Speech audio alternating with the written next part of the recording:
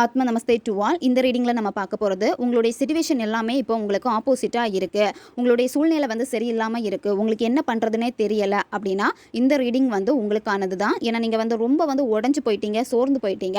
அப்போ இந்த ஏஞ்சல் வந்து சரியான மெசேஜை இந்த நேரத்தில் உங்களுக்காக கொண்டு வந்திருக்காங்க.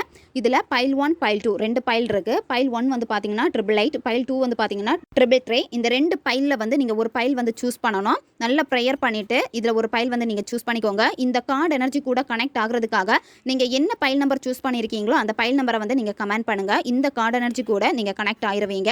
இந்த கார்டு எனர்ஜி வழியாக இந்த ஏஞ்சல் உங்களுக்கு என்ன மெசேஜை சொல்ல வராங்கன்னு நம்ம பார்க்க போகிறோம். இப்போ பைல் 1 சூஸ் பண்ண உங்களுடைய ரீடிங்கில் நம்ம போகலாம். உங்கள் வாழ்க்கையில் தேவையில்லாத விஷயங்கள் வந்து முடிவுக்கு வரப்போகுது. முடிவு வரதுக்கான மெயின் ரீசன் வந்து பார்த்தீங்கன்னா புதிய ஒரு மாற்றம் உங்கள் வாழ்க்கையில் வரப்போகுது. வந்து நீங்கள் சந்தோஷத்தை பார்க்க போறீங்க.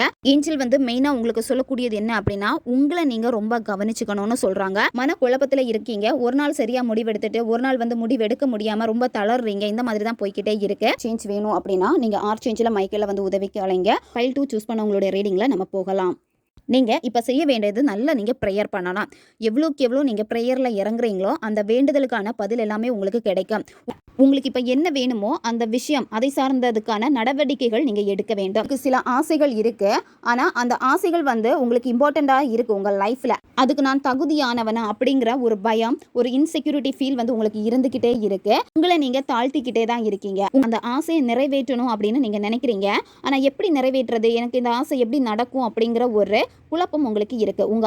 உங்களுடைய உள் உணர்வு சொல்றதை நீங்க கேட்க ஆரம்பிப்பீங்க. நன்றிகளை வந்து நீங்க செலுத்துறீங்களோ, அதாவது உங்ககிட்ட என்னென்ன பொருட்கள் இருக்கோ, உங்களுக்கு என்னென்ன ஆசைப்பட்டது கிடைச்சிருக்கோ அதுக்கெல்லாமே மனசார நீங்க நன்றியை தெரிவிச்சீங்க அப்படின்னா நீங்க நேர்மறையாக இருப்பீங்க.